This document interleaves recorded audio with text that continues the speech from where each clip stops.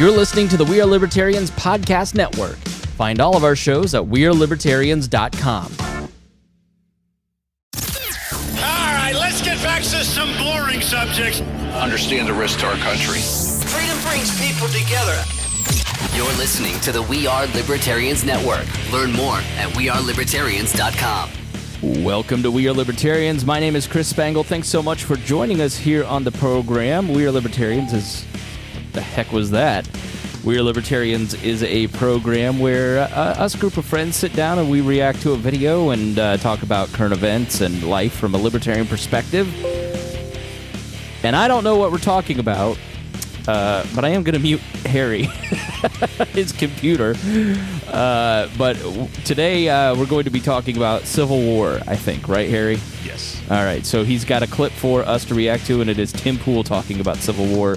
So we're going to get into that right after these words here on We Are Libertarians. Hey, Fidelity. What's it cost to invest with the Fidelity app? Start with as little as $1 with no account fees or trade commissions on U.S. stocks and ETFs. That's music to my ears. I can only talk. Investing involves risk, including risk of loss. Zero account fees apply to retail brokerage accounts only. Sell order assessment fee not included. A limited number of ETFs are subject to a transaction-based service fee of $100. See full list at fidelity.com/commissions. Fidelity Brokerage Services, LLC, member NYSE, SIPC. Have I Got News for You is back for another season.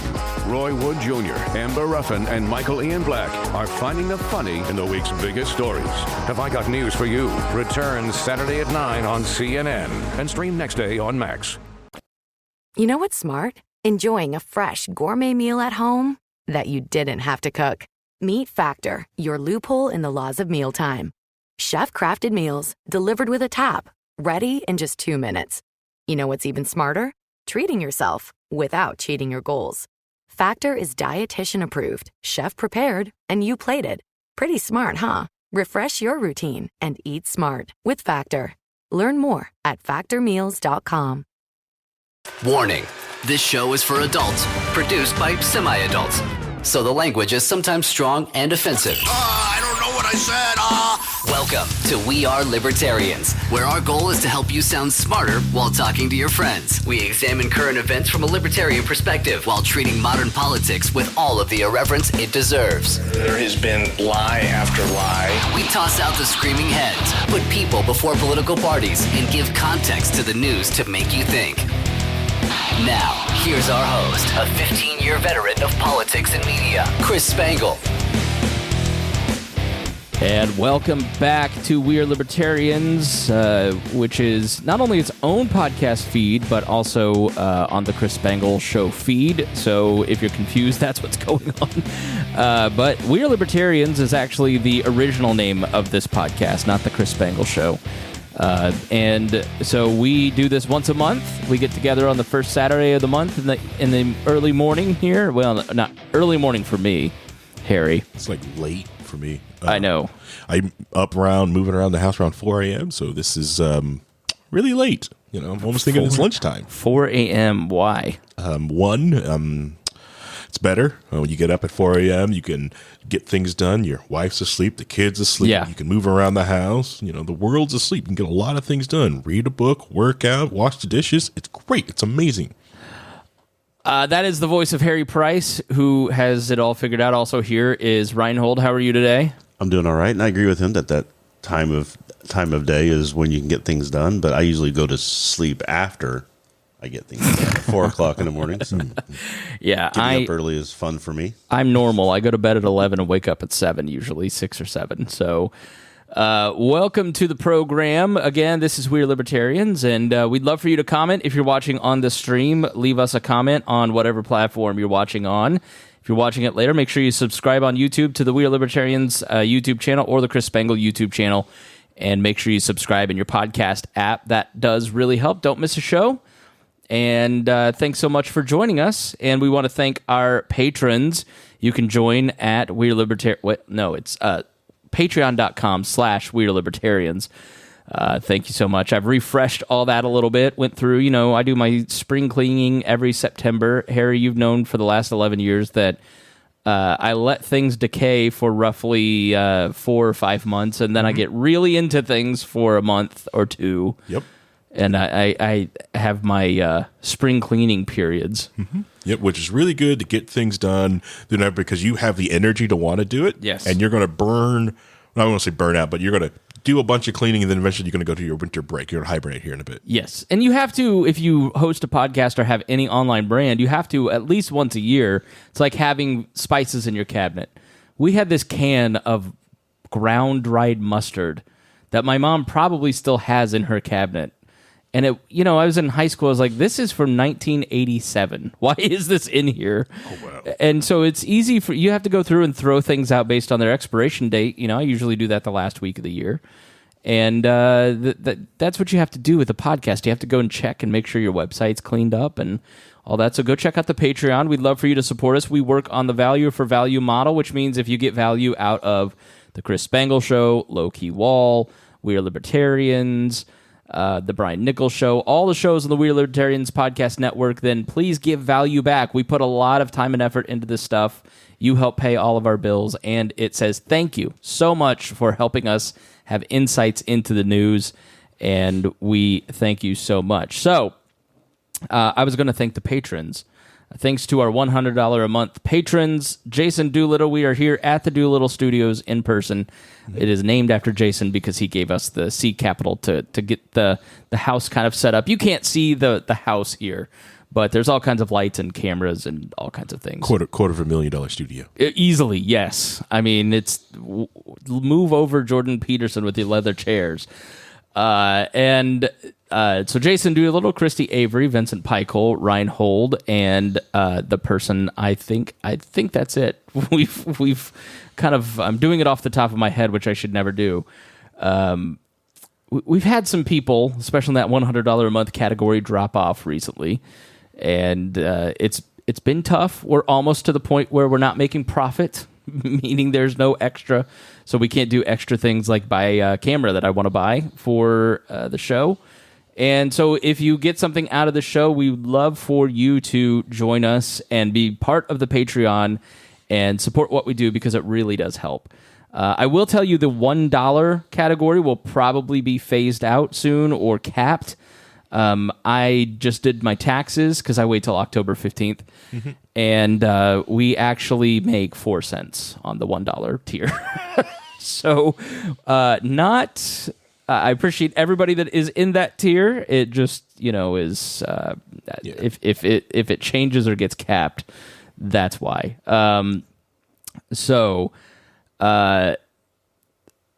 Anyway, Matthew Durbin, I'm so sorry. I knew there was one person that was slipping my mind. So sorry, Matthew. Good dude. Just got married from Louisville. He does fireworks. Oh, nice. So he does all the fireworks at one of the colleges down there.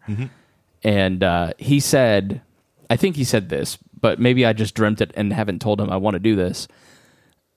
I want to do a parade, a We Are Libertarians float, and we have him shoot fireworks as we go down the parade.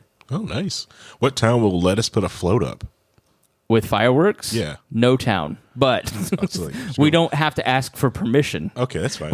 We can do the Fortville Parade. Burn all the Boss Hawks contacts. Let's go to Newcastle because we can get out of trouble there.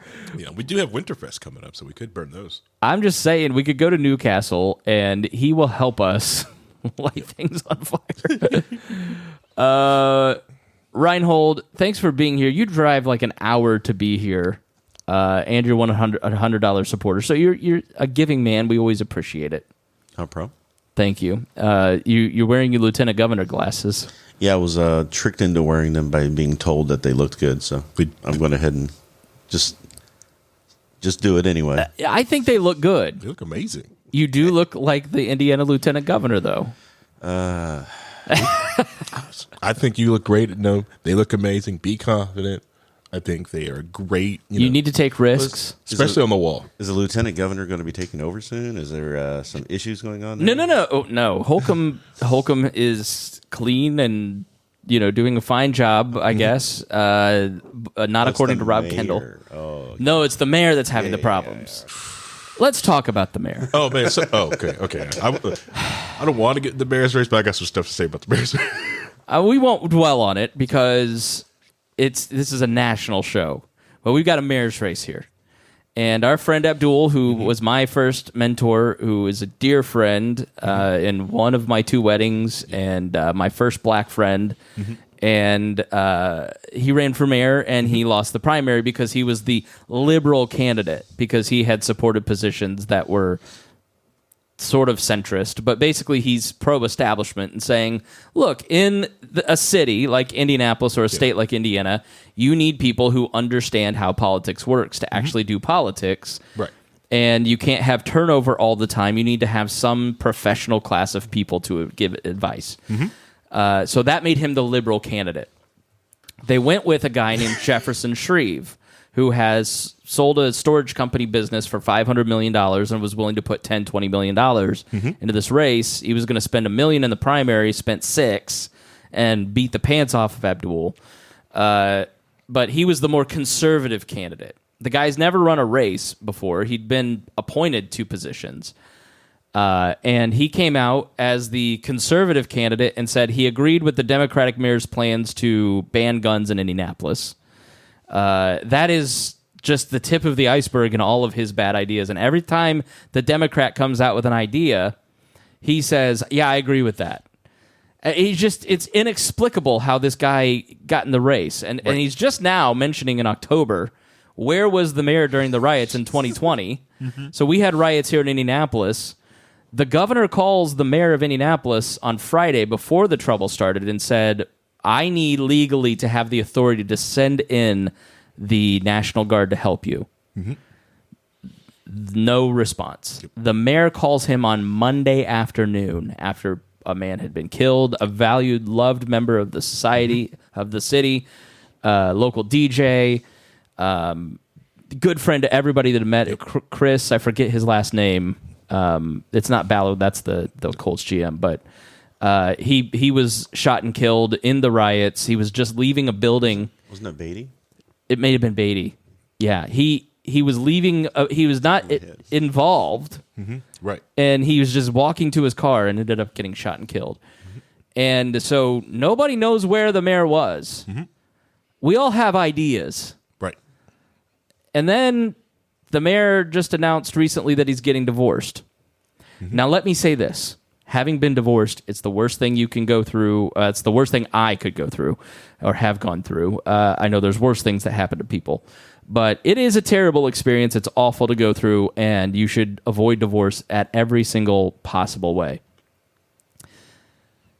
That being said, the thing about Indianapolis is that it's very collegial, which is a great thing, which means nobody here wants to rock the boat. Right. Which means everybody knows what's going on, and I'm not going to say it because I can't afford to get sued, and I'm not a reporter. I'm just working off of gossip, so I'm not going to tell you what I know. But apparently everybody knows, and if you worked at any other company, you'd be fired. But nobody in the press wants to report on it because they assume everybody who matters knows, which is true. And the city doesn't want to embarrass itself by reporting the news, which would make the city look bad. Yes. But voters are robbed of the opportunity to know crucial information about what's going on. And it's kind of darned if you do, darned if you don't, right? Because if you report on it, then you get cut out as an organization of knowing what's going on. And so this is kind of the problem with that professional class, right? Is nobody wants to say anything because they don't want to lose access, and they don't want to embarrass the city after 50 years of work to make us not Indian Place. And then if you do report on it, it does make the city look bad. It does make the mayor look bad. There are consequences, but what do voters have a right to know? Right. Well, Indianapolis is a very big, small town.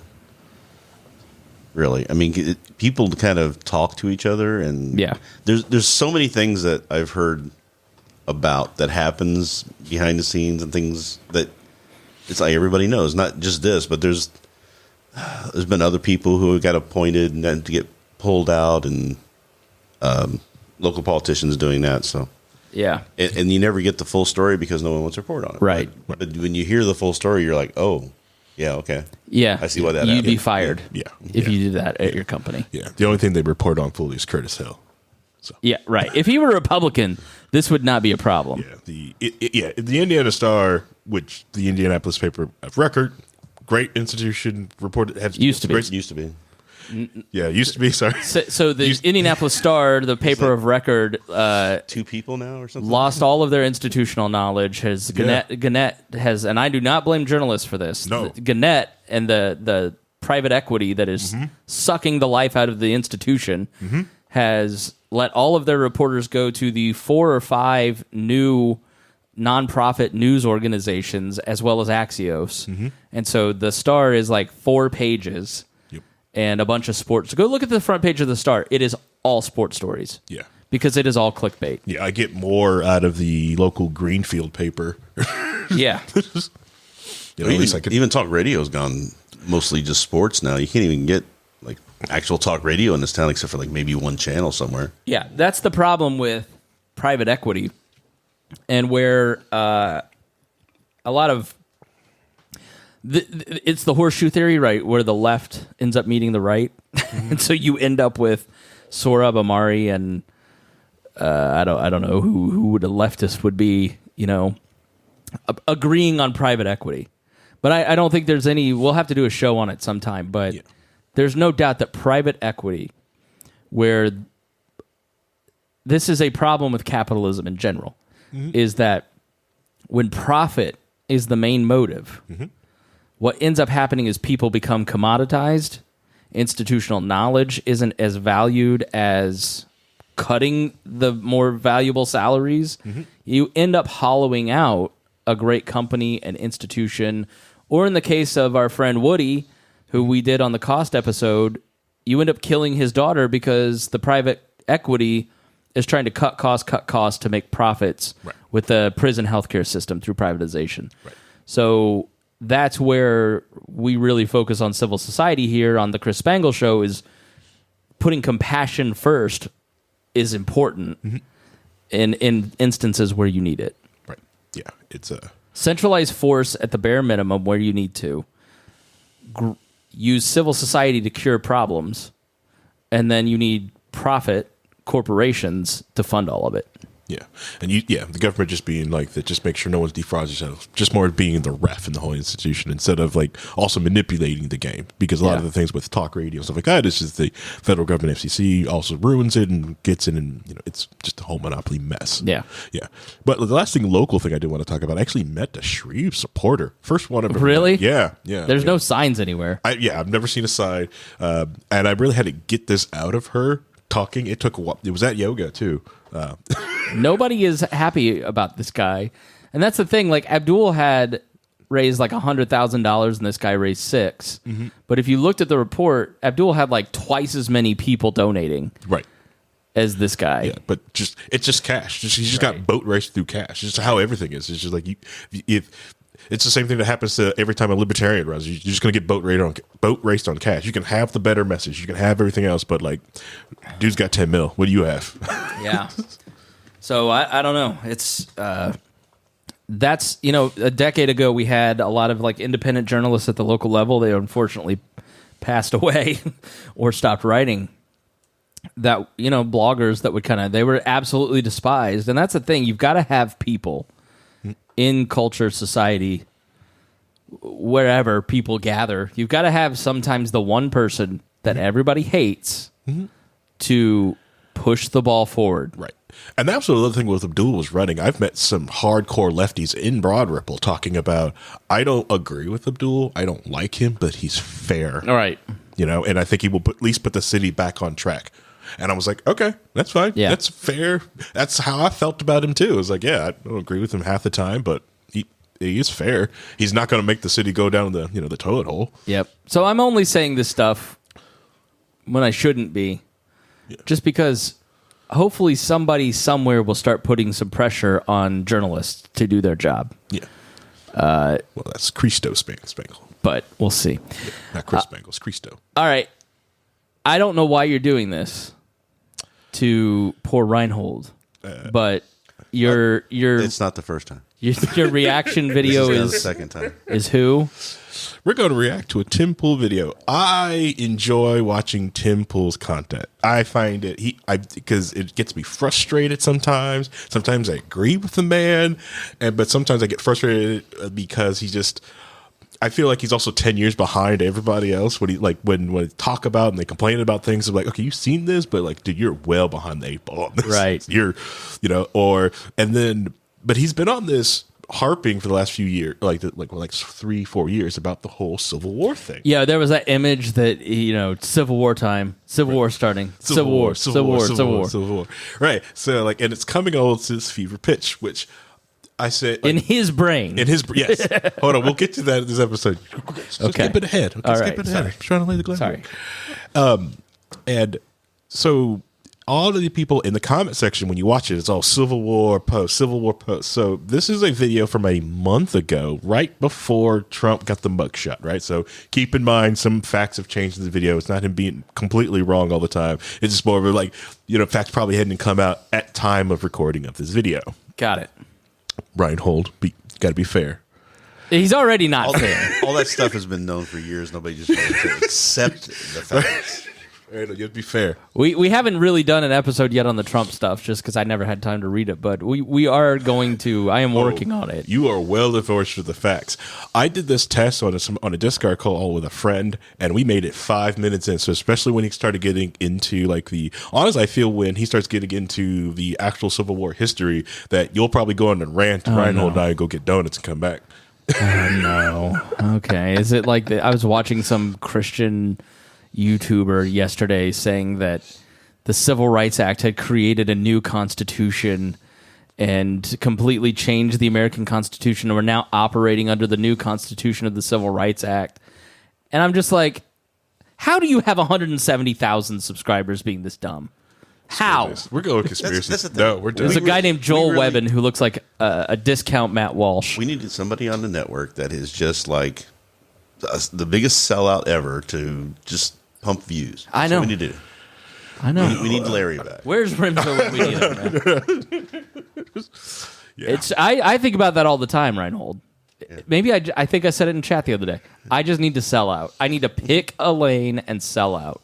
Because trying to be an independent person and think about things from my own perspective is... People want to hear the weirdest, craziest stuff. They want the Alex Jones. They want the...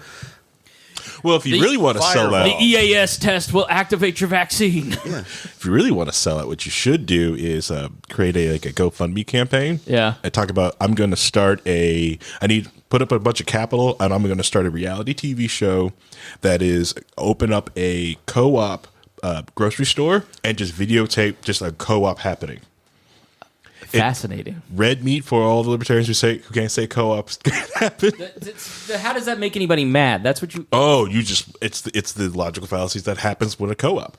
When you start it's all fine and dandy when you've got your initial team and everyone's making money, and then everyone's got the decision like, all right, we need to hire some more people. Are there naked people in this? What? Not the co-op? Nobody's going to just watch a live stream of a co-op. Oh, yes, they will. No, they won't. Oh, no, it's not a live stream. It'd be it's like a reality. Yeah, reality TV show. Spliced together. Oh, okay. We'll cause drama. Okay. Oh, yeah. Yeah. I just imagine like 4 hippies exchanging, bartering goods. You get money from the Republicans who say co-ops can't happen, and then you get money from the Democrats because you try to have it in you put it in a food desert. Oh, okay. Very good. You know. Very good. Is there a mute on that, Rhinehold? Okay, all right. Got me half. I'll stand back. Yeah, just a little. Maybe move it away from you. You're like Puff the Magic Dragon over there. All right, I guess we should start. I don't. I think of all the right wing YouTubers, I think he's the least obnoxious. He's not right wing. Okay. Center. He's a left. Okay, he's a leftist who just center who questions his own side. All right, yeah. All right. Are we like Glenn Greenwald. Okay. Are we redefining all these things now? Maybe he just. Have you considered that maybe he doesn't know what he believes?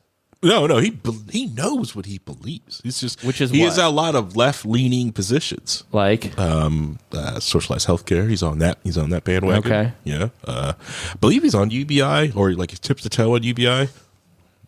There's just like this whole crop of I'm Dave Rubin. I'm of the left. I'm just going to criticize my own side. Okay. The Young Turks makes those. They just make them every quarter. Right.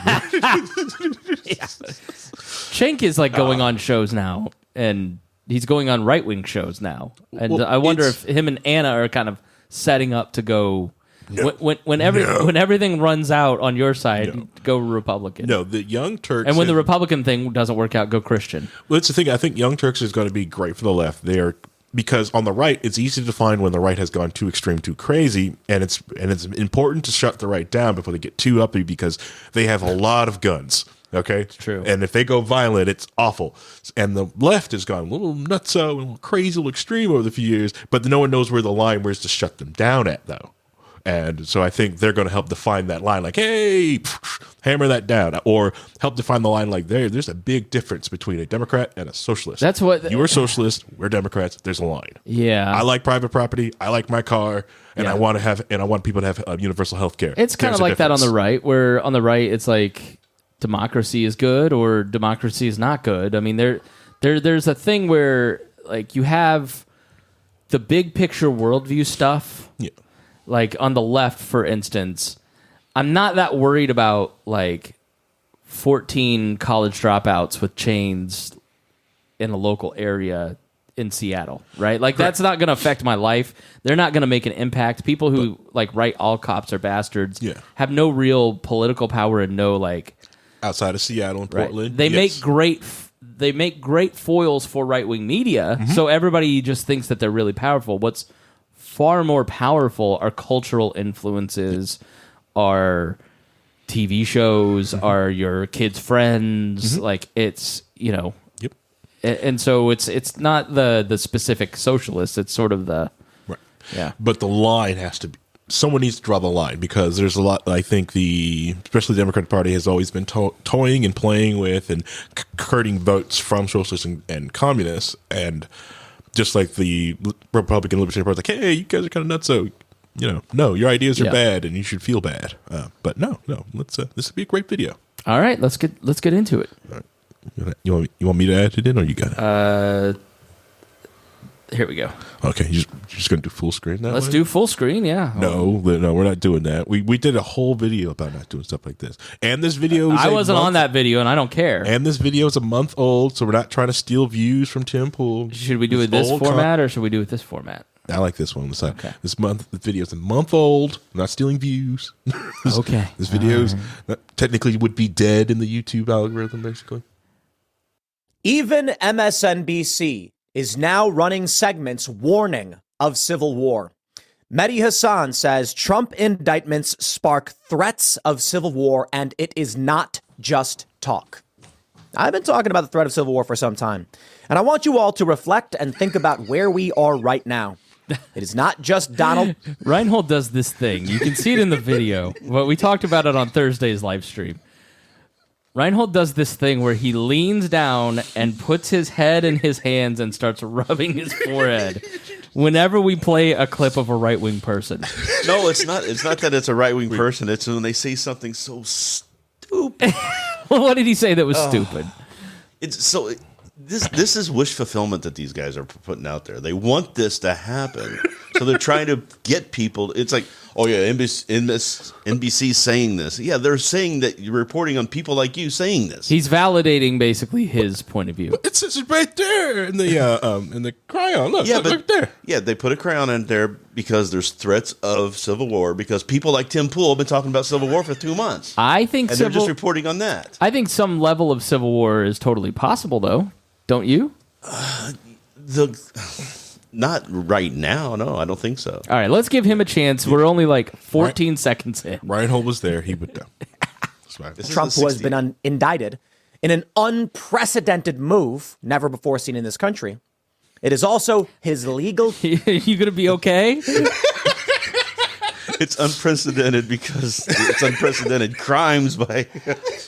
I mean, come on. It's not like... Donald Trump has only had 4,000 lawsuits filed against him. He's completely honest, okay? All right, come on, guys. We've already made it through. Counsel. And we also have some more updates. As they go through the list of those who are being indicted, you have Kanye West's publicist involved because apparently the publicist was hired to advocate for Trump's legal strategy. And that is conspiracy. They also go on to mention in the indictment that there are many, many unindicted co-conspirators. We know that in Jack Smith's probe out of D.C. with the federal government, there are many other unindicted co-conspirators, and it is believed they will be criminally charged. What we are seeing now is that, well, since 2016, the Democrats claimed the election was stolen, levied a hoax against Donald Trump, not a fake hoax, but a fake claim and a hoax against Trump about Russian collusion, obstructing government, and falsely impeaching. Come on, even you have to admit that the Russian collusion thing was fake. Define what you mean by Russian collusion. The Steele dossier, I remember on this program in 2017 saying how stupid that was because it was so clearly fake. The Steele dossier, first of all. Okay. See, he can't. No, but no, it's not this. It's you what I'm never saying met is, a prosecutor that you don't Steele love. dossier had nothing to do with anything. It was yes, of course media. it did. What are you talking about? That's not why there was an investigation. The whole investigation was predicated based on him being a Russian spy because of the Steele dossier. No. Yes. No. Yes. The whole the operation started 3 months earlier because Papadopoulos was out there popping off saying we're working with the Russians in order to get Trump elected. That's what the investigation started at. I think he's going to punch me. No, I'm not Never just, seen I'm him just get saying mad this. I keep hearing all this stuff where people are trying to say, "Oh, it's a hoax, it's a hoax, it's a hoax." Then why were like 12 people arrested, and put in jail, and money was taken from them? Who got put in jail? Because I thought it was just the 6 Russians in the Mueller investigation that got indicted. No, it wasn't just the 6. One Russians. of them being Prigozhin, who just got killed, by the way. Right, but I mean, there were other. Prigozhin was like in charge of the whole Russian activity that was happening during the 2016 election, but we had people like we had learned from the Stone trial that they knew that they were getting that information from WikiLeaks. It was coming out. They got pre-notified about it like a week in advance. So they got told by Russian agents that they were working with. I can't remember his name. The guy Flynn. Flynn was working literally with a Russian agent and giving him inside polling information. They were taking that information and going to Prigozhin and then pushing stuff out to social media. All this stuff was happening. They met with an agent to try and get dirt on Hillary. And when they didn't come up with the dirt that they wanted on Hillary, they canceled the meeting. But they were willing to do it. All this stuff came out in the Mueller report, but nobody wanted to read the Mueller report because Bill Barr said, "Oh, there's nothing in here. It's exonerating." So everybody just laughed it off. If you actually read that thing, it was not a fake thing. Not wrong. They did try to do collusion. They were just too inept to actually do collusion. They got caught. Correct. Now, that's just not type of thing that most of the Democrats did lean on the throughout the 2016 was the Steele dossier, pumping that out. A lot of news sites did do that, and some FBI investigations did work on that. That was the first time that everybody heard about it. That was the thing. And it was so obviously bogus. It was sensationalist because of the P tapes. That's what started it all. The P tapes. It's like, okay, but there's all this stuff that's actually happening that people are investigating. Even the FBI was just like, and they ignored Steele dossier. It was hardly used for it. The only thing it was ever used for was one of the pieces of information used to renew Carter Page's wiretap. And nothing came out of that. They didn't get any information from Carter Page from that wiretap. It was completely irrelevant to everything that was going on in the investigation. But somehow it's become all of this was based off the Steele dossier and it was all fake and a hoax. And it's like, no, it was not. You know what? I don't like your red glasses. The continuation was based off that crappy dossier. Yes. The news media was hyping it up. Was that trying to use it for? They were trying to use it in the 2016 election. They were trying to use it, and it all came from the Steele dossier. Wasn't even from Hillary to begin with, anyway. It was from McCain and his opposition research. That's when it got started. All right, let's go. We're only a minute 18. And then it was still partially a little bit funded from the Hillary Clinton. Oh no, it definitely was. And she got paid for it. They were trying to use it to get elected. All right. Impeaching him twice. I don't see how this is anything but a revolutionary period. Or I should say Civil War period. Now, many people tell me that I'm wrong, that I'm crazy. They take my tweets and they say, look at all the times Tim said this. And I just think back and I would say it this way. If you go back to when I was saying several years ago that we were tracking towards a civil war, I'd watched a documentary about the Spanish Civil War. I've watched short videos about the Russian Revolution. I've watched, probably a dozen American Civil War documentaries. And This guy's base of information is watching documentaries? Hey, Harry, describe my face. As this man said he watched YouTube videos. Yeah, he watched a documentary. Your face went from like, all right, he's going to tell me all his sources. And when he just find out you just watch a YouTube video documentary, your face just started to crumble. It's just like, what? I've got bookshelves of this. It twisted into what? And look, this is why let he who is without sin cast stones, right? So, back in the old days, my prep was a lot of documentaries. Yeah. But you're not being paid like this man is, and this is his full-time job. People are not listening to me at the level they're listening to him. But you know what I realized? If this was your full-time gig, you would give us a reading list on Mondays. Yes. What I realized in 2018-ish, 2019, was that my learning and base of knowledge was insufficient to do the program I was doing. Mm-hmm.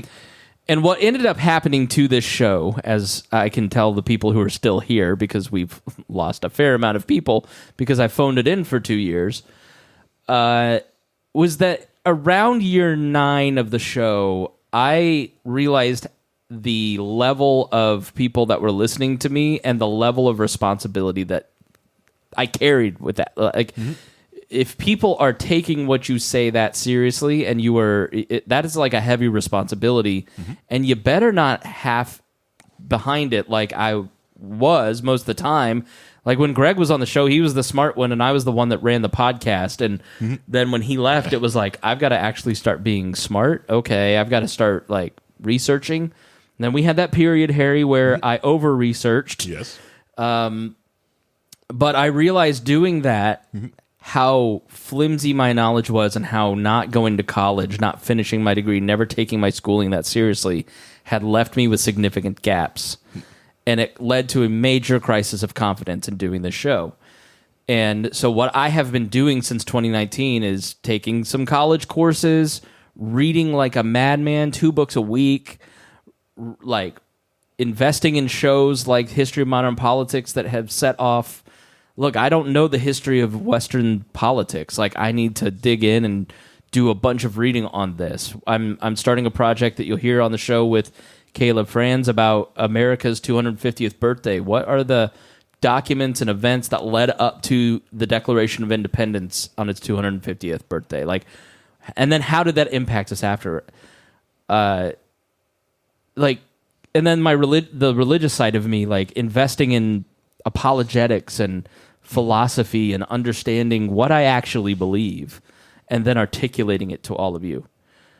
It's a heavy responsibility that fortunately it's not that much of a responsibility, because in the process of checking out a little bit to do it, we have lost some of our audience. But what you realize is you could have just ignored all that and just watch a couple YouTube videos and get 150,000 the next 10 views. years of this show will be so much better because of the work I'm doing right now. Yep. But that tells me that Tim doesn't understand the weight of his responsibility and the depth of knowledge that you really need to have to be a good commentator. I don't feel I have that. I feel I'm an okay commentator, but I could be so much better had I spent the last 25 years reading and not just watching YouTube videos and documentaries. I don't think Tim Pool is concerned about being that responsible commentator. I think he's just wanting to figure out what's the best way to get the clicks so I can get the money so that I can have this as my job. And also push out my beliefs and agenda onto people and get them following along with me. I think he's moving on the knowledge that he does have. Yeah. I think maybe a little business-y minded because he's got workers and an empire to build. I think he needs a break. I think he needs a good 2-week vacation every quarter. To touch grass? To go not touch grass, just to disconnect from the internet. I realized around 2020 that, like, that's why 21, 22, I didn't do that much. Because I realized I was physically manifesting symptoms of the stress of trying to make We Are Libertarians grow, trying to read all of this, trying to understand everybody's point of view, the weight of trying to gain knowledge and trying to take everybody seriously at a certain point makes you just collapse. And you end up in the ecosystem, so invested in the ecosystem that you're building, that you're observing on Twitter, that you lose touch with the fact that there are other groups of people out there that think differently than you, and you don't appreciate them, you don't listen to them, you don't understand them because they're not in front of your algorithm. And so I could see that. I think a break, not caring, because at a certain point, Rhinehold's right, you just got to ship the product. You just got to go. Yeah, just like 3+ videos a week, a day, 3+ videos a day, and a 2-hour live stream. So yeah, Rhinehold's also right. I'm not saying that you're wrong, but yeah. Yeah. Well, if somebody does tag Tim Pool and say that we're talking trash, make sure they say that Harry loves him. Harry does really like him, and Brian Nichols was on his show, so I do appreciate him in certain ways. Yeah, but yeah. As a beanie skateboarder, I appreciate the guy. You know, I've watched his content a long different time, but like he also brings on people that I do respect, like Luke Radowski of We Are Change. Love Luke. I don't think that he's that crazy about the Civil War thing, but we're going to give him his due, and then we'll talk about that, and I'll argue with that Rhinehold. Keep feeling like there are similarities. Of course, it's never the same, but there are many, many similar things.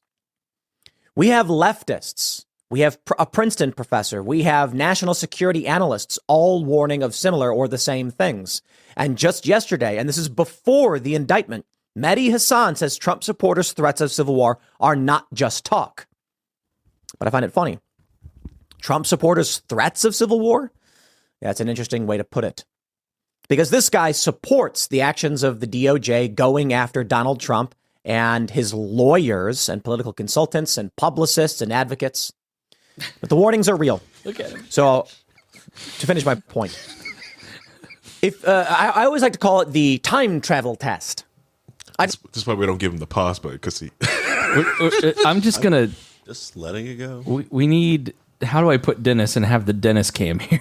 Oh, like solo later. Yeah. I can't do it. Dang. Oh man. All right. Well, here we go. You can't yet. All right. Here's the argument. Yeah. Okay. Can we play it? Dang. Maybe if I just remove us. Here we go. I'd like to take you back to 2018. I think that was the year of the Battle of Berkeley. I'm not sure. Back then, I had a few 100,000 subscribers on YouTube. Now I have several million. And back then, I was witnessing these street battles. I was witnessing the political sentiment.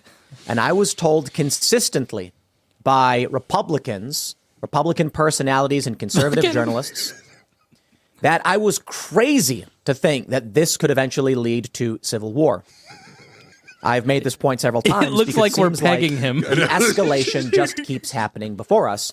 Yet there are still people who say it's crazy to think it's happening. Fair point. It could be a revolution, and you all could find yourselves just locked up in jail, like many of these Republicans. Poor Rhinehold. What I love is when you have a group of people who, for decades, has spent their time talking about rule of law and lawless people doing things and people being held accountable to our laws. And then you go and you try to enforce those laws that are being broken at extremely just obnoxious levels. They're going after him and they're attacking him. And it's like, do you not understand what he's done and how the fact that he doesn't think that the impeachments were legitimate? Yeah. By the way, if the impeachments, especially the second one, especially the January 6th, if the Senate had taken the trial seriously and done an actual trial and had removed him, if Mitch McConnell didn't just say, well, we can just let this go and we'll get what the Republicans have never understood is the Republican establishment, I guess I should say, is they keep going, well, eventually his time clock's going to run out. If we just punt, he'll go away. That's never going to happen. The only thing that will make this go away is him dying, and he's never going to stop. He sees achieving the presidency as his only form of protection, so he can give himself a pardon. It is self-protection. It is. And so they if they had taken the civil process of impeachment, the political process of impeachment, seriously, then you would not have gotten to the criminal piece. And Donald Trump, by running for president, invited them to do the criminal process to do something about it. Because he is a fundamental threat to the rule of law and the constitutional order. The man tried to stay in office on January 6th. He had lost the election. He filed 150 lawsuits trying to prove that the election was stolen from him. He failed in every single one of those. He said the other day that there is voter fraud taking place in this election. There hasn't been a ballot cast yet in the 2024 election, and the man is saying it's already been stolen from him. When he won in 2016, he said there was fraud and it was stolen from him. This is how he thinks this is his MO. And so he's a threat to the constitutional order, and the Democrats see themselves as a check and balance. You may not agree with that. I think that some of the cases are complete and total BS, and then some of them aren't. Like the documents case is pretty open and shut in terms of his guilt and his obstruction of justice and his perjury, and you don't get a pass to just violate the law and obstruct justice because you're the head of a political movement in the country. So the opposite side, Rhinehold, is also true. Yeah, so maybe there are some of these cases where he is being prosecuted because he's running for president, because he's Donald Trump, but he is also expecting special treatment, and he should be allowed to get away with violating the law and do other things that other people aren't allowed to do. There was the latest filing to get rid of the lawsuits in D.C. and Florida are that I was president at the time, therefore nothing I can do is illegal. It's the Nixon defense of the imperial presidency, which they want to implement. This is what the Project 2025 process is about. They want to put in an imperial presidency that has no checks and balances and is only filled, the entire executive branch is filled with nothing but people who have passed a loyalty test to him. What was the red... It wasn't like the red dictator, red authoritarian. It was an article big in the news yesterday or the day before. I'll see if I can find it. But basically, someone started documenting how all of these right-wing commentators are now talking about the need for a monarchy, which we in the libertarian movement have seen for years now, for the last 4 or 5 years. I mean, it's all coming from the Heritage Foundation. It's it's Curtis Yarvin feeding a young group of conservatives and libertarians. It's Hoppe to Yarvin to Heritage to Claremont Institute to all these different think tanks, and it's starting to grow. I mean, you had it in the 30s. This is the thing that people need to realize. Karl Rove wrote a great op-ed in the Washington Post. Listen to him on Dan Senor's podcast, basically talking about how the country is in better shape than it's been in the past. We had 10,000 bombings under Nixon, right? Which we'll get to because I think it counters kind of, if you know history, I'll pull that up and we'll read through it. But Rhinehold's a great check when everyone's like, we've never been this violent, but it's going to get into, we got to get to the part of the video. I'm like, somebody's never read about 1968 before. How about Kent State? How much? And that's the thing is about Kent State, National Guard killed, 4 students. They don't talk about the next week, the National Guard killed more students at another campus. Okay, I didn't know that one. It was in Florida. And it's like this stuff was happening. There were race killings going on. There were people killing people because of their race in the earlier 70s, late 60s, and it was really nasty for a long time. They didn't have that in Forrest Gump. I don't know. All right. What did you do with this? Keep playing this Panther Party. Ruined this Panther Party. There you go. Who were slated as alternate electors. They're now being accused of being co-conspirators. So you've got Democrats in all of these states going after anyone who dared to oppose them. Let's talk about one of the conspirators in the current case against Donald Trump and again, these conspirators. One individual met with an alternate slate of electors, explaining to them that in the event that there is a legal challenge that succeeds in 2020, they will need to have filled out the appropriate documents to submit.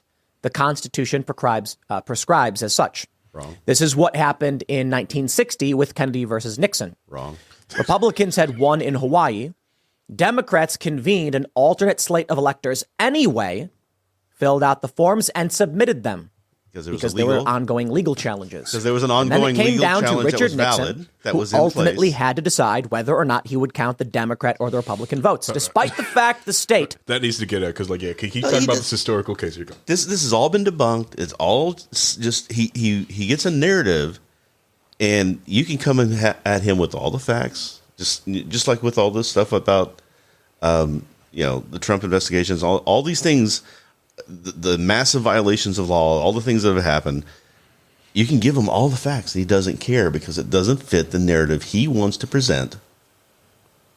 But you say that all the time, but people don't go and read what you read, and they don't. No, people like him are supposed to be out there presenting the information to people so that they don't have to go read it. They can hear it from someone who's supposed to be a political commentator who does the work like you're trying to do, where you go out and get all this information, you present it in a way so people can understand what's really going on, but that's not what they do. They don't care about that. They want to propagandize, and that's what they're doing. This is propaganda because they're not giving you the full story. They're not giving you the counter. They're not admitting that what they're saying is not true. They're doing this in order to push people to thinking this stuff because they know people aren't going to go out and check on whether what he said is right or not. Yeah. I could do this every Monday now with Rhinehold. Hear him rant. Honestly, rant section. Honestly, I feel like we should get his blood pressure monitor on the screen and just watch it go up as we press play. I got my watch. Unfortunately, Rove didn't write an article, so I can't go back. But my heart rate is at 80 right now. So that's good. Okay. Right. It's a normal day for me. You look like you're working out hard. You look like we'll get that up. You look like you. Well, in this shape, any movement at all is going to be seen as a shock to the system. Movement at this point. Let's keep going. Had certified the Republicans. Nixon said, "We're going to count the Democrats," and that was history. Mm-hmm. Donald Trump and his team came up with a similar legal argument. Now, on the left, they argue that this was a crackpot scheme to try and steal the election because they lost. On the right, they argue that there were discrepancies. There was evidence of fraud or malfeasance. There was none. There were issues pertaining to the executive of states changing the rules, despite the fact that the Constitution says the state legislature has ultimate say. Which they gave. The argument from the Trump camp boiled down to a very simple point. We could probably do a whole episode on that with the Pennsylvania Constitution, them changing the thing like that. But yeah, it's just how it's worded. Right. It's very weird. But yeah, it's a whole I want to say 2-hour essay on what happened. Mm-hmm. Yeah, but anyways. State legislature has not had its say on these election procedures. The vice president should not accept the results, the electors that were presented to them. Often they were done by either courts or the governor, and that he should send them back to the state legislature to vote on them.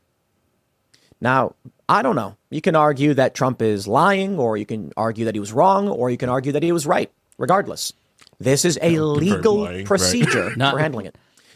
Not regardless. He's lying. The man is lying. He's lying, and there's proof against it, and he violated the law several times, and there is why we have the court case. Now, granted, this is before the mugshot. The indictment, I think, was just released when this was recorded. Okay, in Georgia. Okay, so yeah.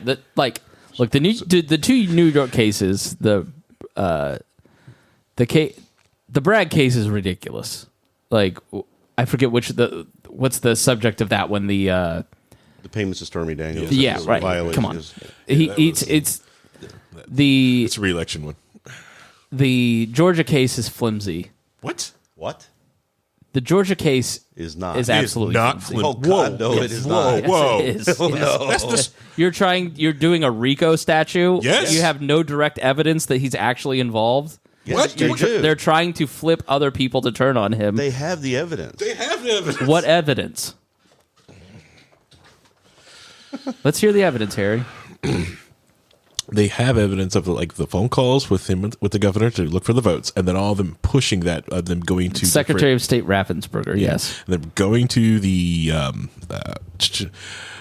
when it was the quote unquote phone call when they got permission to go look at the voting machines and stuff like that. Which they didn't, which they're supposed to have this whole thing, so they illegally crossed over there. There's tons of different stuff. I can't remember off the top of my head because I'm not prepped for this. I forget most of this thing. Therefore, I win. No, it's like a 75-page indictment or something. Yeah, with this all is a the massive detail that's in indictment. there. Yeah, This is not. massive. It's a RICO case. You don't have the smoking gun. The Republicans No, they have the smoking gun. Which is what? The phone call to Raffensperger? That's one of the smoking guns. They also have text messages. They have eyewitness of Donald testimony. Trump. Yes, saying go steal me 11,000 votes. He said it on the call. Yeah. They're prosecuting him on what Georgia statute? I can't remember what the statute's called, but but it's a voter fraud one. We could go. You know all right, let's do an episode on it later. We'll all come back. We'll come back and do this. I'm going to have a free Saturday coming up here shortly. The documents case, though, is open and shut. Yeah, we can all agree on that. Yeah, it's even getting worse because they found out about telling that Australian businessman. He told an Australian businessman how nuclear weapons were made or something. What was the... He was telling him about nuclear capabilities of submarines. And the funny thing is the reason he wasn't indicted for that, because Smith knew about it, I think the reason he wasn't indicted for it is because he was wrong about the That's funny stuff. He told him the wrong information. It's worse than the nuclear warhead. It's the nuclear submarine. Okay. It's worse. Yeah. Submarine capabilities. Yeah, weren't they trying? Most countries can't do the nuclear submarine. They can't do it. No, they can't do it. Yeah, it's always the cover up. It's the crime most, like the burglary for Nixon was second rate, and he didn't even need it. He won in a landslide in 72. Yeah, the reason why that burglary happened is because the Democrats had information on a specific person, a Republican, and they wanted about him and an affair and his wife and et cetera. It was a whole thing. They wanted to get that information out. That's the reason they broke into that. Right. office. But Trump continuing trying to destroy evidence, move evidence, lying to prosecutors, asking all the people in the case to lie about it, like that stuff is open and shut and against the law, plain and simple. Yes. So I think you can argue, look, if you're Tim Pool or you've watched Tim Pool and you think everything he says is right, or you're a Trump fan, like you look at it and you go, okay, Chris Spangle is going to give you the argument that Georgia and the two New York cases are meant to punish Donald Trump for running for president. Disagree. Fine. New York, maybe. Georgia, no. Disagree. And then, but the stealing of documents when you were, Joe Biden did it. Well, what Joe Biden and Mike Pence did is return the documents immediately. They didn't try to argue that the documents were theirs. They didn't lie to investigators that they had them, move them, text people and threaten witnesses and attempt to destroy evidence by destroying the video camera feeds and the server. They tried to destroy the server, realized they couldn't do it. Right. Somehow that room got flooded. But the timing of it all is suspect, Rhinehold, isn't it? Hey. According to my IRS auditor, that happens all the time. My basement gets flooded all the time. Your guns and your tax returns are all flooded. All gets flooded. My boat has many holes in it. You've got a boat in the basement downstairs. I thought that was weird. That's the thing that I run into is like the timing of it all is suspect. Well, no, because the process of trying to I've done shows on it. It takes time to investigate. A big piece of the problem with go back to the bail bondsman that I talked to from Houston. The reason that so many criminals are back on the street and allowed to murder again is that it takes a long time, thanks to COVID backups, now to get people through the court system. Right. And judges aren't necessarily going to make an exception for Donald Trump. So an investigation takes a year, at least, to work on, especially a very complicated investigation with a criminal enterprise as big as Donald Trump's. And so it takes time for those investigations to work their way through. It takes time to charge them, to get them arraigned, and then a few months later, like when somebody says there's a timing issue here, I hear that person saying, I don't understand how long the criminal justice system actually takes for most people. Most of them don't understand how it works at all. Right. Yeah, exactly. Bingo, bango. It's when people talk about, well, Putin didn't invade Ukraine during Trump because he was afraid of Trump. No, it was right after the world pandemic. Right. Countries are broke. They're trying to rebuild. It was the only time that he could because no one expected the United States to start dumping billions into a country. Yeah, That's Franklin Foer wrote in his book that I think he interviewed Putin, or Putin did an interview that he reported on in the book. But he's basically saying, why did Putin wait till Biden was president? Angela Merkel had left. They had a weaker, newer prime minister. He knew at that point that the French president was very weak. We see the riots constantly happening in France.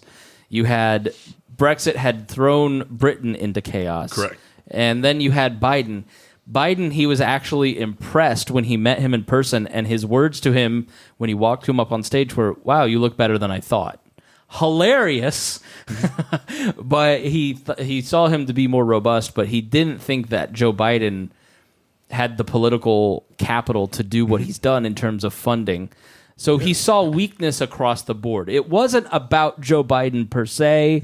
There was a piece of it that was that way, but And that was his calculation on that. And the United States is shaming the other EU countries to also donating and putting things up, which they still haven't done enough. Right. This is their responsibility. They're doing higher GDP. So what? Than we are. Yeah. Do more. Percentage of GDP that they're giving is like twice what we're giving. Good. Make it 3 times. No, it's fine. But what I'm saying, the other thing too is that have you heard this week? Putin gave an interview saying, or his minister of whatever gave an interview saying that their calculation is that the West is getting tired of this. The people are starting to say they don't want to support it anymore, and as soon as they do, we're going to be able to go in and finish this up and get that country back where it should be with us, because it's never technically not. USSR. That's so going to happen. all that Reagan did. No, it's not going to happen. If we fucking help Ukraine, they won't happen. That's Western democratic countries don't have an open checkbook forever like Russia will. That's the problem. Russia's not. Why is the Taliban still in charge of Afghanistan? Russia does not have an open checkbook. I've been hearing about how broke they are for a year and a half now. They just had to pull their navy off of Crimea because they were getting their navy was getting destroyed by a company country that doesn't have a navy. Yeah, they're getting gassed up also by China, so that they're also. Right now, the sanctions are also helping Russia's economy. They're not having to interact with the rest of the marketplace. The worst thing that can happen to Russia right now is to drop the sanctions. Their economy won't be able to take the hit. Yeah, that influx of. But they'll never do that. Oh no. That's we're just going to continue. That's a terrible way to take. We're just going to continue the sanctions and let them continue to build an alternative economy that will end up in 10 years. No, why would F us? Who's their biggest ally? China? Ooh, they good luck. Brazil, they can't get up. Yeah, Iran. Yeah. I've just been hearing for 10 years that China's about to collapse, Russia's about to collapse, North Korea's about to collapse. These economies just keep growing, they keep getting stronger, and they keep networking together. BRICS is in a different place than it was 10 years ago. I think the biggest hitter inside of BRICS is India. India is the biggest hitter. 100%. Eventually, India is going to find out the lead weight of the Indian economy is China, who India and China are not friends with. Brazil and Russia, and India will. If India's smart, they'll do something. They'll go somewhere else and gets out of BRICS. That is a lead anchor to the Indian economy. Yeah. So let's go back to the Tim Pool video. We're way off on tangents, but that's what we do. If the vice president decided that he agreed, and he could have, it would be kicked back either to the state legislatures to decide, or it could go to delegates in the House of Representatives. The delegations are not the total members of Congress. It was believed at the time, Newsweek wrote about this before the election. I can't believe this is over 3 years ago, that what would happen is there are more Republican delegations to the House than Democrat, and thus they would likely elect Donald Trump. But this is the process by which the Constitution and legal precedent sets for how we deal with these discrepancies, how we deal with these conflicts. We don't just say, one side is right, everyone give up, we're done. We say, hey, I have a challenge to this. And then the legal challenge carries on, and that's how the system is to be handled. Mike Pence ultimately decided not to participate, and that's that. Yeah, he decided not to participate. Because he's not legally allowed to. The other thing, too, is that there was no legal challenges going on at the time. All of them had been dismissed and found to be without merit. Yeah. It's not like they had ongoing legislation happening at the time anyway. Yeah. To be fair, some challenges were made, and either the judge has said they didn't have standing, and those cases did get thrown out. Or they kept appealing, and eventually a case got kicked back up. Was it like Arizona? Wasn't it, with the voting machines there? But that was very small, very small little section. Yeah, like one or two out of 150. To be fair. I think he won one case. I'm trying to steel manning the argument. Steel manning? I've never heard steel manning before. You mean straw manning? No, I'm steel manning it. Making it stronger. To make it stronger. Okay. Yeah, I'm steel manning. Thank you. Thanks, Rhinehold. You make all the arguments in the world. I think that's that. A legal challenge is made. Mike Pence says no. We move on. There wasn't a legal challenge. But that's not what they're doing. They're advancing forward. They're advancing forward with criminal charges against lawyers and political consultants and publicists. Mehdi Hassan, here's what he says. He warned that threats of political violence are no longer just talk, as some elected Republicans allude to civil war or the use of force amid the criminal prosecutions of Donald Trump. The MSNBC host on Sunday was discussing how a possible conviction. So clarification, the article they published was from, they posted the video on MSNBC today. It was actually from 2 days ago. The host on Sunday was discussing how a possible conviction and sentencing of the former president would play out among his supporters, particularly as Georgia prosecutors look to bring their election interference case against him to a grand jury on Tuesday. Trump is already facing 3 other criminal cases. Hassan rolled a clip of one Trump supporter speaking with NBC News' Vaughn Hilliard at a New Hampshire rally last week. If Donald Trump were to be found guilty by a jury, where do you see this going? Civil war, the woman responded, adding, because we can't live together, obviously. These were not the rantings of a cultist Trump superfan, Hassan argued, pointing to elected Republicans who have made similar remarks. And you know what? Before they did ask someone to New Hampshire. Yeah, people have been stockpiling weapons ready to break Ian Freeman out of jail. Allegedly. No, he's allegedly. See you in 8 years, buddy. He's not allegedly in jail. They're allegedly breaking him out. Yeah. I completely agree with that sentiment. These are not ranting and raving crackpots in the middle of the woods screaming about the end being nigh. These are regular, working class people who are pointing out what Mehdi Hassan has already said, what many liberals and leftists have already said, what everyone seems to agree on. There have been numerous. We all agree, right? So here's the thing he's doing, and it's I see this a lot. Hassan too. or Poole? Poole. And it's on in a way. I mean, the editors podcast of National Review the other day was talking about the exact same things that these three are talking about. What they're doing is they're talking to people and saying, what would happen, and they say, well, we fear there will be a civil war because they keep getting told there's going to be a civil war by all these people. So they're going to start saying that's what I'm afraid of. I'm afraid that's what's going to happen because they're getting told that's what's going to happen. It's a cycle. But isn't that what Poole's really saying? Is that if we don't kind of get it together? Like civil war is going. I don't feel like Tim Pool is saying I want a civil war. I feel like Tim Pool is saying if we don't fix some things, we're going to have a civil war. You watch him. Is that a more fair? That's his thing. Is like he doesn't see like an off ramp to a lot of this ramping up of both sides. Because I agree with that. Part of the problem is that he is one of the facilitators of that whole mindset. In what way? He sees it as being all Republicans good or all Democrats bad. That's what he's been saying about this whole thing. No, that's not fair. That's what he's in this case is what I'm saying. Okay, all right. I just say because a lot of times Trump can do no wrong. No, he talks about how Trump can do wrong. Sometimes, a lot of the times, he also says, he despises Republicans. He said they're useless. He only despises Republicans and thinks they're useless when they agree with Democrats or let the Democrats get their way. Right. He also likes the Mises Caucus. My point is now made even. Why did you think that was? Why did you think that was going to help with him? I really just wanted to give Rhinehold a bone. But you know what I'm saying? I really think a lot of this is, and he's been harping about this for years and years and years, right? It's like when you say, "Oh, there's going to be a recession next year. Yeah. There's going to be a recession soon. There's going to be a recession. Yeah. There's going to be a recession." People start saying, "Well, I think there might be a recession." They start pulling back. It generates its own reality. Yeah. If you keep on it enough. Yeah, I really feel like Sitch and Adam always talk about this. Like we're going to end up LARPing ourselves into a civil war. He definitely wants to make himself right. Yeah. He wants to be right. He wants the thing that he has, the flag that he's planted his hill on to pan out. That's where I would say, yeah, you're right, Rhinehold, in that you have to be careful with it. Yeah. But I don't think he's that wrong. Hassan's not that wrong. And the editors of the National Review are not wrong when they say we're in a precarious position. Yes. And when you have a left that obviously will burn down cities. Yes. I don't know what's going on in Philly. I don't think it's politically motivated, but you have people in cities that are willing to burn themselves out of their houses. Yep. And business is down. And then you also we've gotten to the Kyle Rittenhouse point. Mm-hmm.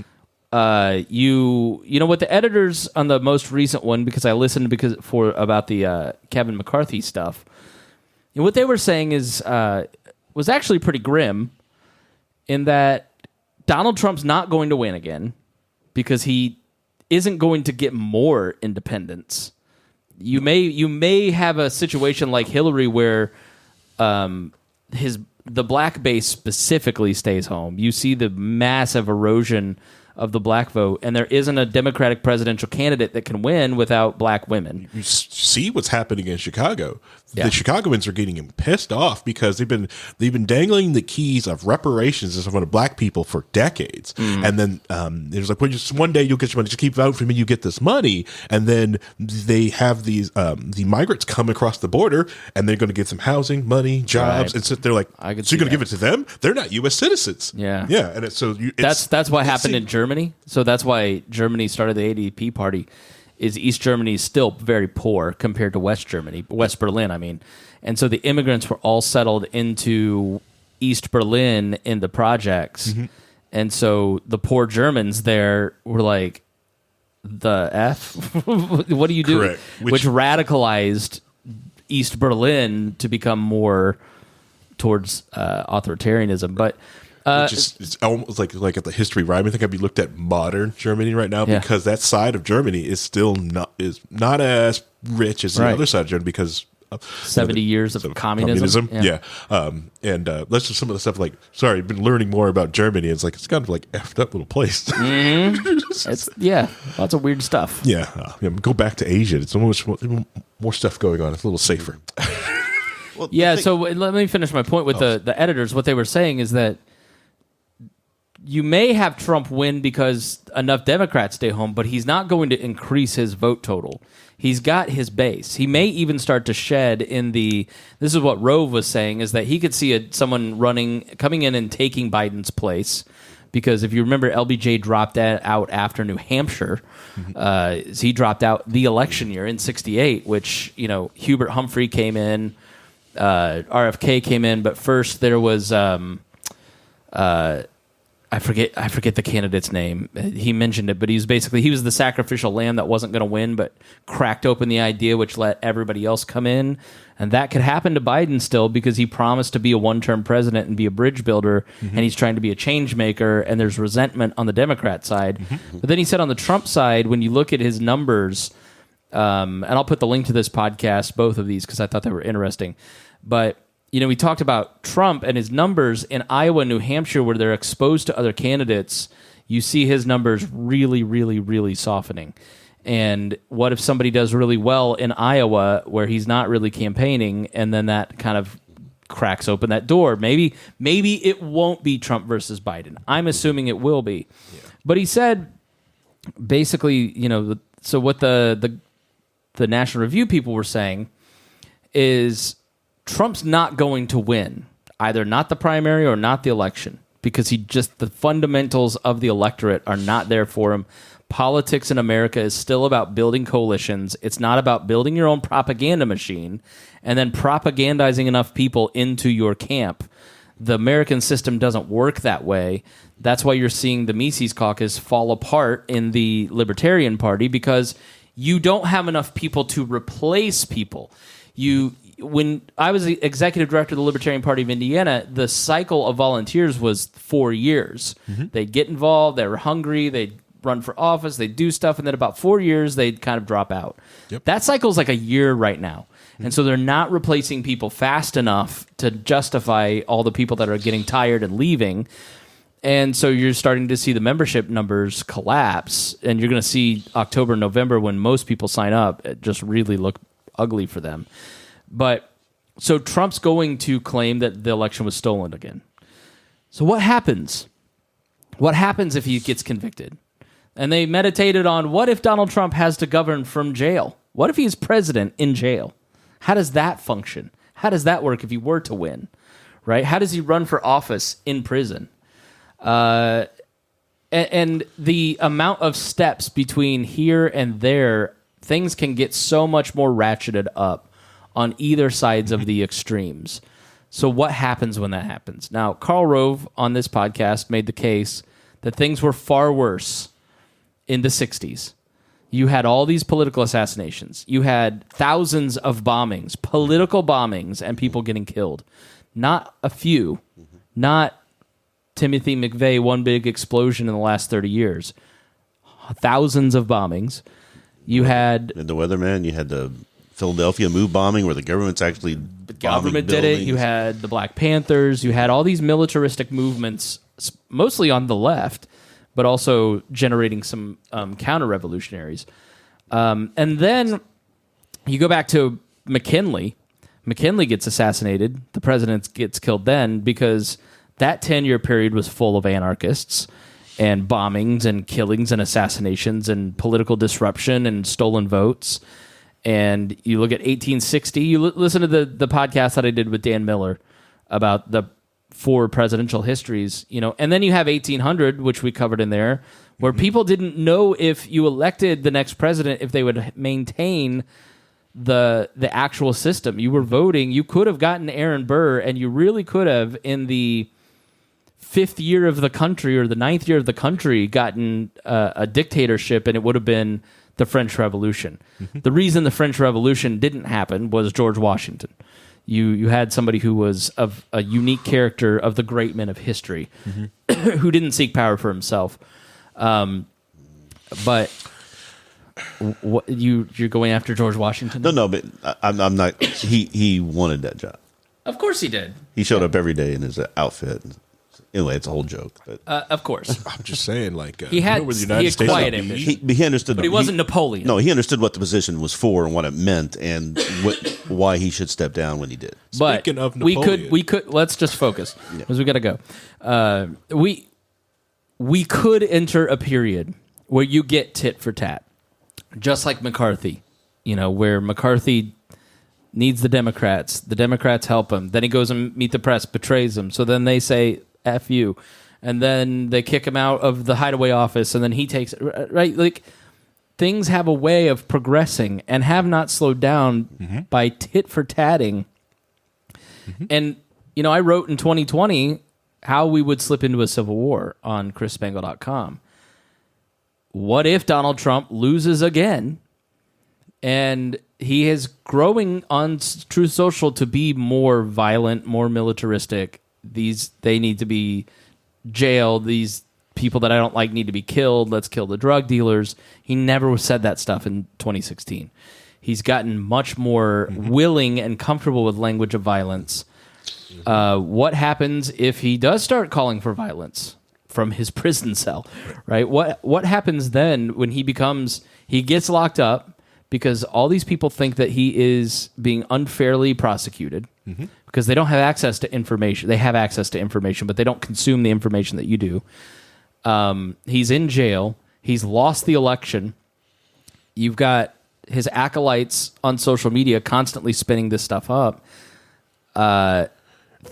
20% of police forces in the military are with him. So when there is actual shooting and violence, 30% of the police department just doesn't show up to help because they're not on the right side. Yeah, they're liquidating his assets in New York, so he's going to have liquid cash. Right.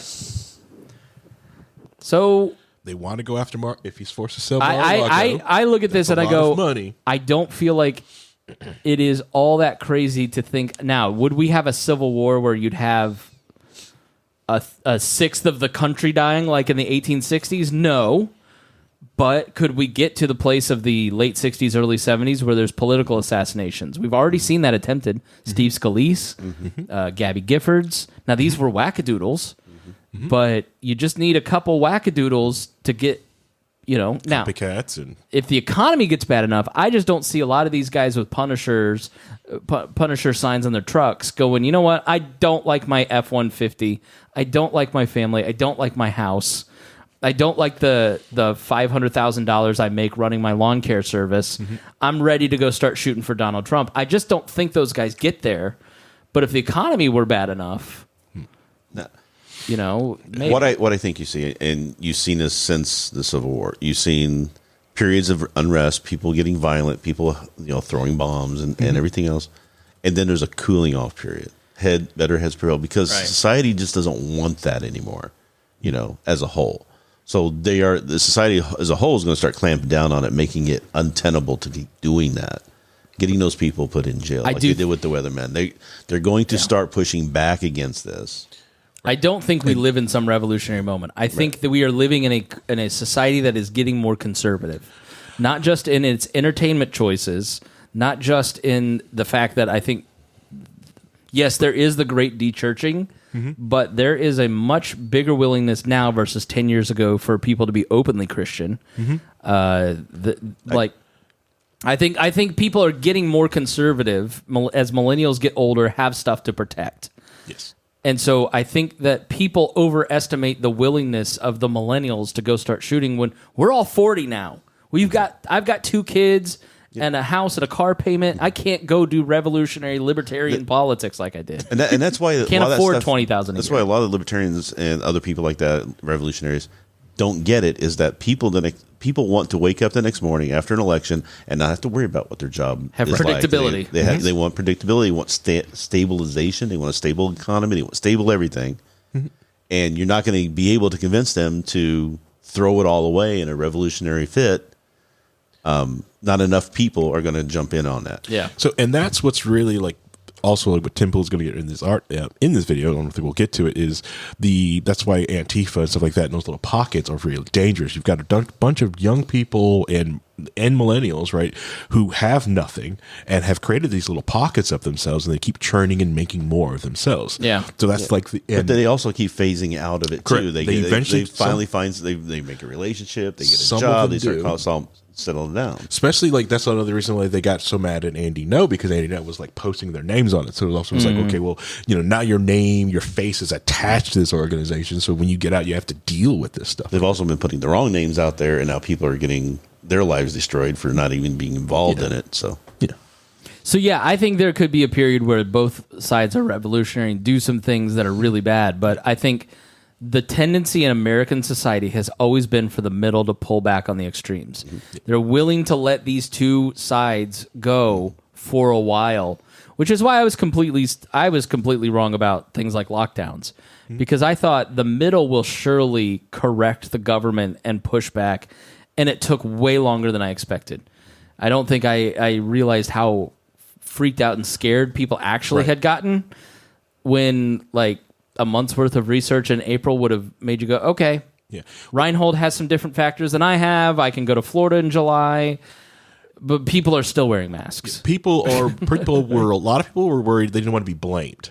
No one wanted to be down on history well, you're the person that did that. Right. You did this. What ifs? I don't want to be sued. Then some people were also just drunk on power. Imagine being just the health person for the county and going I can control who's open and who's closed. I have that power. Well, I think the incentive structure is not as much that as all right, why did Greenwood put orange construction fencing in April around all their playgrounds? What if 6 months from now I'm the cause of people dying? I don't want to be in that position.